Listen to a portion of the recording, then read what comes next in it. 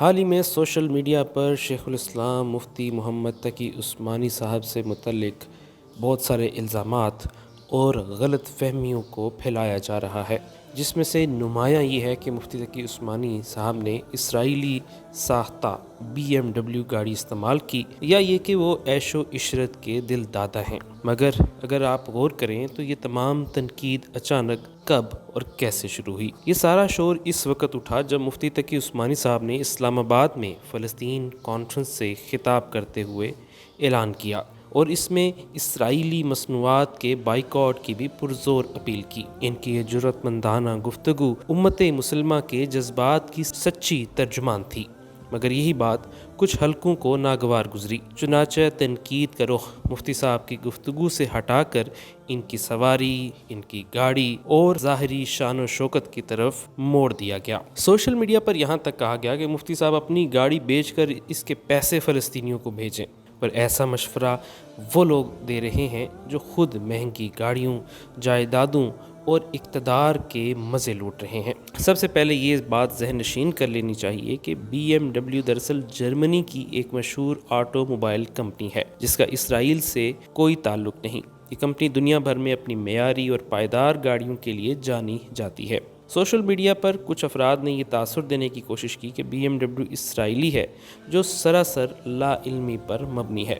دوسری بات، جس BMW میں مفتی صاحب کو دیکھا گیا ہے وہ ان کی اپنی ذاتی گاڑی نہیں ہے۔ مفتی تقی عثمانی صاحب پر کچھ عرصہ پہلے قاتلانہ حملہ ہوا تھا، جس کے بعد سے فول پروف سیکیورٹی کی غرض سے انہیں بلٹ پروف گاڑی فراہم کی جاتی ہے، اور اگر یہ گاڑی واقعی ان کی اپنی بھی ہوتی تب بھی اس میں تنقید کی کوئی گنجائش نہیں۔ کیا کسی عالم کا اچھی گاڑی میں بیٹھنا اس بات کی دلیل ہے کہ وہ دنیا پرست ہے؟ اسلام تو اس بات کی اجازت دیتا ہے کہ انسان حلال، پاکیزہ اور آرام دہ چیزوں سے فائدہ اٹھائے۔ پھر یہ کیسا پیمانہ ہے کہ عالم دین کو صرف سائیکل یا موٹر سائیکل پر ہی سواری کا حق ہے؟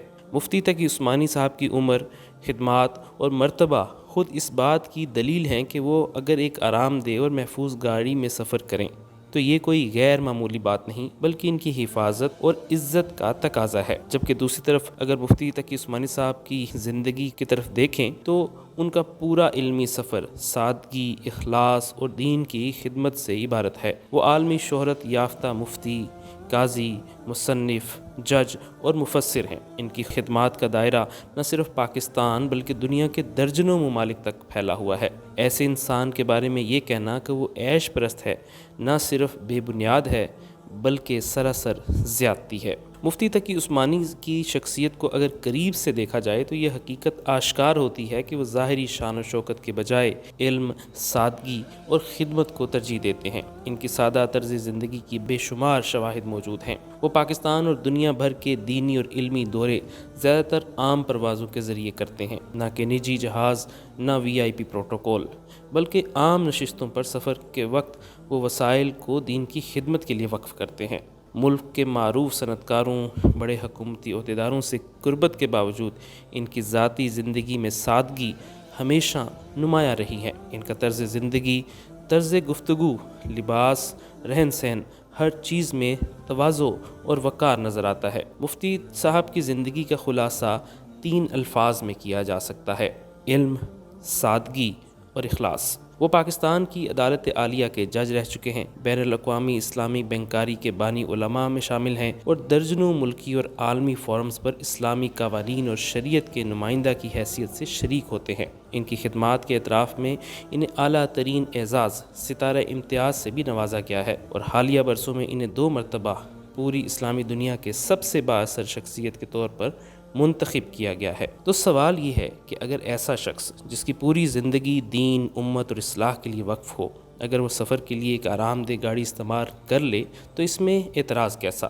نہ وہ حکمران ہیں، نہ کاروباری شخصیت، بلکہ امت کے لیے ایک علمی چراغ ہیں، جو آج بھی اپنی آمدنی کا بڑا حصہ دینی اداروں اور فلاحی کاموں میں صرف کرتے ہیں۔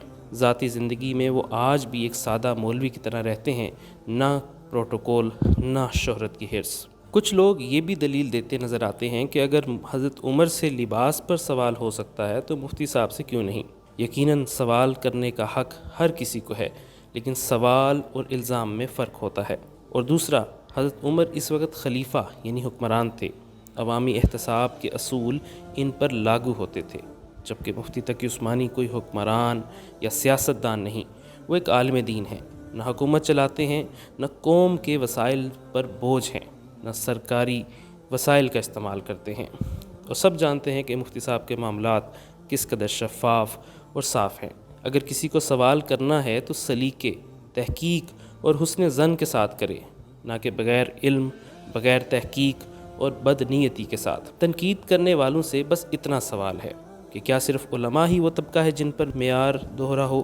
سیاستدان، افسران، بزنس مین سب مہنگی گاڑیوں میں گھومے تو درست، مگر اگر کوئی عالم اچھی سواری میں بیٹھ جائے تو فوراً فتوے کیوں؟ کیا دین کے علمبردار جو دن رات امت کی رہنمائی کر رہے ہیں وہ عزت اور پروٹوکول کے مستحق نہیں؟ آخر میں بس اتنی گزارش ہے کہ سوشل میڈیا کی باتوں پر آنکھ بند کر کے یقین نہ کریں۔ علماء کرام ہماری دینی شناخت ہیں، ان پر تنقید سے پہلے تحقیق ضرور کر لیا کرے، کیونکہ بے بنیاد الزامات صرف بدگمانی نہیں پھیلاتے بلکہ ایک بڑے فتنے کو جنم دیتے ہیں۔ اللہ ہمیں اس سچ کو سمجھنے، حق کے ساتھ کھڑے ہونے اور امت کے خیر خواہوں کا احترام کرنے کی توفیق دے۔ آمین۔